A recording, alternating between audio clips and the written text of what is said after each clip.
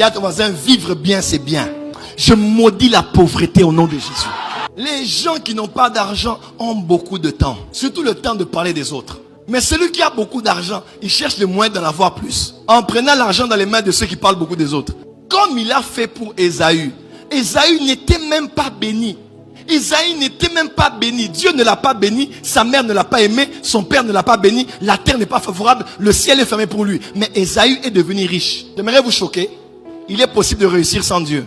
Il est possible de réussir dans la vie sans Jésus et d'échouer dans la vie avec Jésus. Ça sonne pas bien parce que j'ai associé échec à Jésus. C'est ce qui nous fait de mal. Mais allons sur le plan pratique. Ne connaissez-vous pas des hommes qui ont réussi sur la... Je ne parle pas du ciel, sur la terre, sans Dieu? Ne connaissez-vous pas des chrétiens qui ont échoué lamentablement avec Dieu à l'église? Parce que la réussite ne dépend pas du Dieu que vous priez. La réussite dépend des principes que vous appliquez. Il y a des païens qui n'ont pas touché au fétiche. Ils savent épargner, ils savent investir, ils savent multiplier l'argent, créer la richesse et tourner l'argent. Et toi, quand tu le vois, cette Range Rover là, ils ont un cercueil, les otambo la boue.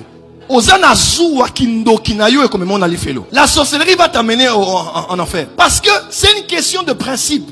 Le principe ne regarde pas tu es grand, petit, homme, femme. Papa, quand le feu brûle là-bas, même si c'est un petit bébé qui vient toucher le feu, le feu ne dira pas, il est tout mignon, je ne le brûlerai pas. Non, et je m'efface.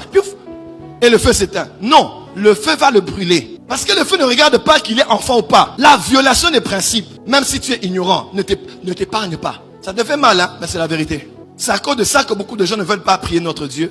Parce qu'ils ont l'impression que c'est Dieu qui nous a fait échouer. Et pourtant, il était là, il t'a donné des principes, mais tu n'as pas appliqué cela.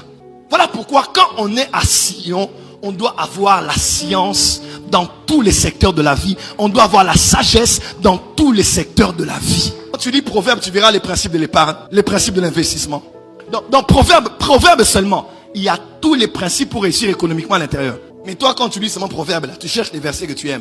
Kopé sangai bobo laté, kopé sangai bozuité. Ne me donne pas abondamment, ne me donne pas un peu, donne-moi ce qui me suffit. C'est quelqu'un de la famille royale qui a fait cette prière. Cette personne avait déjà suffisamment ce qu'il fallait. Toi maintenant, tu n'as déjà rien, mais tu demandes encore que Dieu te donne rien.